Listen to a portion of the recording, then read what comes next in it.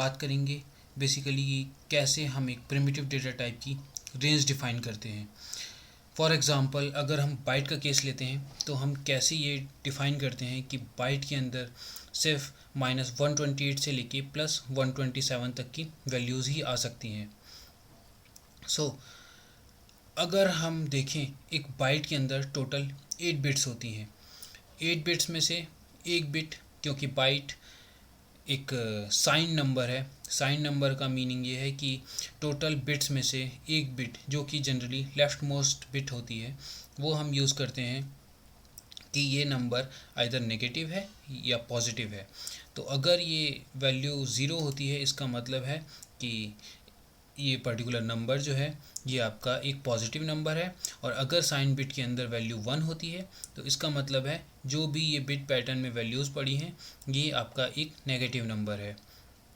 अगर हम देखें 8 बिट्स में से हम सिर्फ टोटल 7 बिट्स को यूज़ करते हैं एक नंबर की वैल्यू को स्टोर करने के लिए।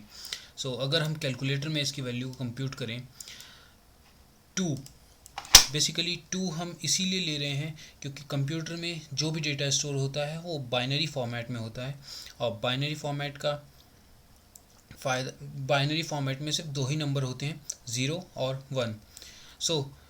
2 हमने बाइनरी नंबर की वजह से लिया है, और अब हम कैलकुलेट करते हैं पावर 7। 7 हम इसीलिए यूज़ कर रहे हैं क्योंकि टोटल नंबर ऑफ़ बिट्स जो हमारे बाइट में स्टोर होती हैं, जिसमें डेटा स्टोर होता है वो सिर्फ 7 बिट होती हैं। एक बिट आपका साइन की वजह से नहीं हम यूज़ करते हैं।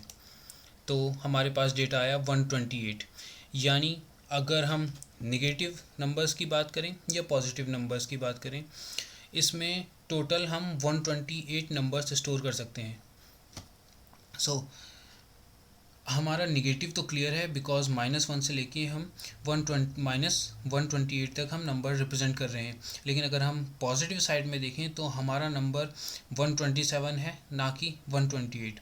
इसका रीज़न ये होता है कि 0 को हम एज्यूम करते हैं कि वो एक पॉजिटिव नंबर है, और इस वजह से हमारे 127 तक एक total number of positive numbers की काउंट होती है 128।